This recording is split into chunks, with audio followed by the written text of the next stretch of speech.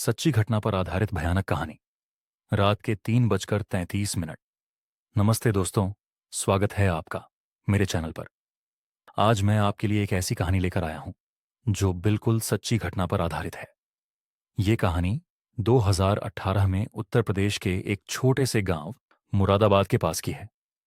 गांव का नाम है कस्बा देवीपुर, जहां एक साधारण परिवार की जिंदगी रात के ठीक 3:33 हमेशा के लिए बदल गई।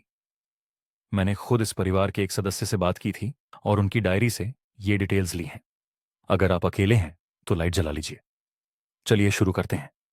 रात के 3:33। ये बात 2018 की गर्मियों की है। गांव देवीपुर में रहते थे रामू चाचा, उनकी पत्नी सरला चाची और उनका इकलौता बेटा अजय। रामू चाचा खेतों में मजूरी करते थे, सरला चाची घर संभालती और अजय कॉलेज के लिए शहर जाता था। उनका घर गांव के किनारे पर था, जहां से जंगल की ओर रास्ता जाता था। गांव वाले कहते थे कि वो जंगल पुराना है, जहां कभी अंग्रेजी राज में एक औरत को जिंदा दफनाया गया था क्योंकि वो जादू टोना करती थी। लेकिन रामू चाचा इन बातों पर हंसते थे। भूत प्रेत सब बकवास है, वो कहते। एक रात, जुलाई का महीना था, बारिश हो रही थी, बिजली चमक रही थी। अजय शहर से लौटा था और परिवार तीनों साथ खाना खा रहा था। रात के 11 बजे सो गए सब, लेकिन सरला चाची को नींद नहीं आ रही थी। उन्हें लग रहा था जैसे कोई उन्हें घूर रहा हो। बाहर बारिश की आवाज के अलावा कुछ और भी सुनाई दे रहा था, जैसे कोई फुसफुसा रहा हो। चाची, चाची।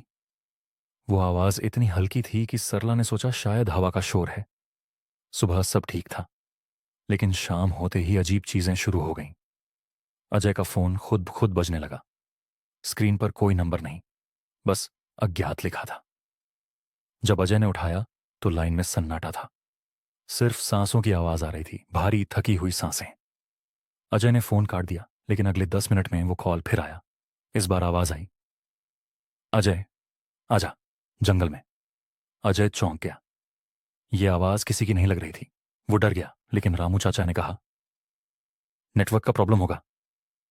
रात हुई, सब सोए। ठीक 3:33 पर सरला चाची की आंख खुली। कमरे में ठंडक थी, जैसे कोई एसी चला हो। वो उठी तो देखा, उनके बिस्तर के पास फर्श पर पानी की लाशें बनी हुई हैं, जैसे बारिश का पानी टपक रहा हो। लेकिन छत पर कोई रिसाव नहीं था। सरला ने रामू को जगाया। रामू ने लालटेन जलाई।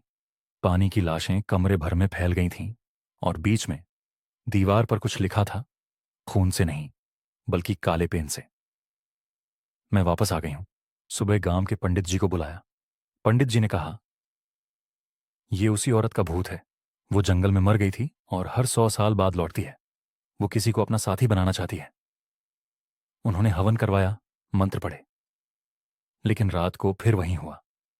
इस बार अजय को सपना आया। सपने में वो जंगल में था। एक औरत खड़ी थी, लंबे बाल, सफेद साड़ी, चेहरा ढका हुआ। वो बोली, अजय तू मेरा है, आ जा, मैं तुझे आजादी दूंगी। अजय चीखा और जाग गया। उसके गले पर निशान थे, जैसे किसी ने दबाया हो। अगली रात सबसे खतरनाक थी। ठीक 3:33 घर की सारी लाइटें झपकने लगी। दरवाजा खटखटाने लगा, धीरे धीरे, फिर जोर जोर से।